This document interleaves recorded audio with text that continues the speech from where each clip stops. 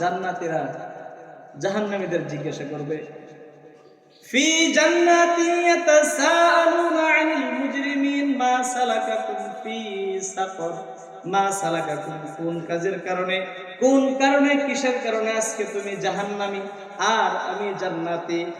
জাহান্নামী বন্ধু বলবে, বন্ধু দুনিয়ায় থামাইকে যখন আল্লাহু আকবার আযান হয়ে যেত তখন তুমি নামাজে চলে যাইতা, আমি নামাজে যাইতাম না। আমি ক্ষেত খামার, ব্যবসা বাণিজ্য, খেলাধুলা, চাকরি বাকরি নিয়ে ব্যস্ত থাকতাম। আর আযান হওয়ার সাথে সাথে তুমি দৌড়ায় মসজিদে চলে যাইতা।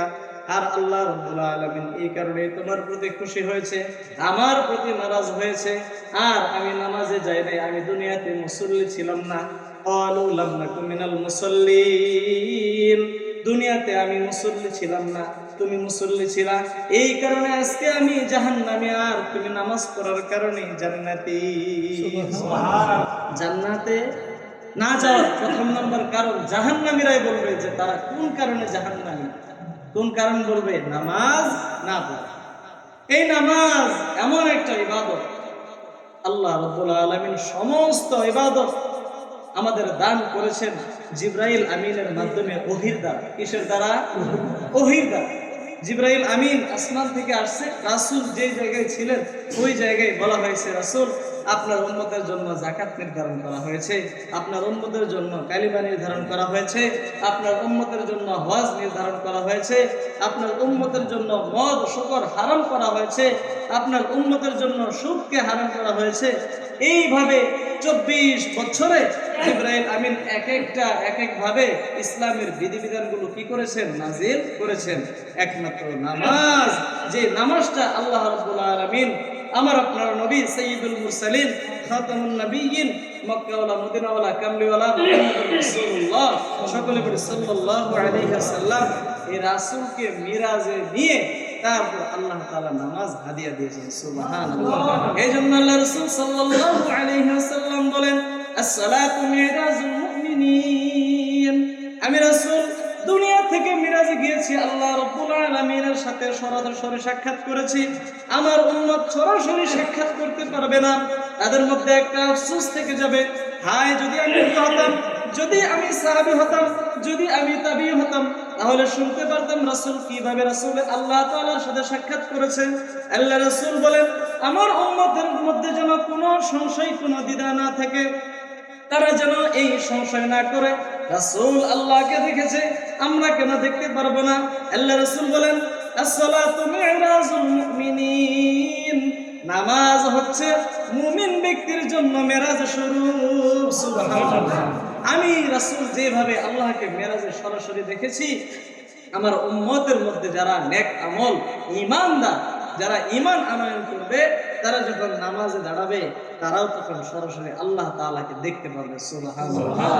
এই জন্য আল্লাহ রাসূল বলেন, আনতা আবুদুল্লাহ কাআন্নাকা তারাহু ফাইন লাম তাকুন তারাহু ফাইন্নাহু ইয়ারাকা, এমন ভাবে তুমি নামাজে দাঁড়াও যেন তুমি আল্লাহ তাআলাকে দেখতেছো।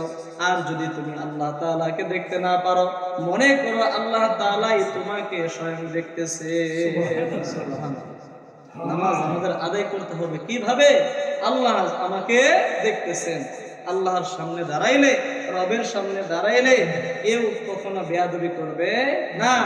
যখন আমার সামনে ম্যাজিস্ট্রেট এসে দাঁড়াই, যখন আমার সামনে জজ এসে দাঁড়াই, আমি কি করি? কাঠগড়াই সুন্দরভাবে সোজা হয়ে দাঁড়াই, মশা ধরলো মারি। উকিল যখন এসে জেরা করে, তখন ওই জজের সামনে মশা ধরলো কি করে না? মশাও মারে। আমরা নামাজে দাঁড়াইলে মশা কেন? যদি কারেন্ট চলে যায় তাহলে আমাদের অবস্থা খারাপ হয়ে যায়। মশা কামড় দেওয়া তো পরের কথা, কারেন্ট চলে গেলে কি অবস্থা খারাপ হয়ে যায়। হুজুর এত বড় কেরাত কে লেগে পড়ছেন, দেখেন না কারেন্ট নেই? না না না, ছোট কেরাতে নামাজ, সব নামাজ ছোট কেরাতে পড়া যায় না। নামাজের মধ্যে প্রশান্তি খুঁজতে হবে।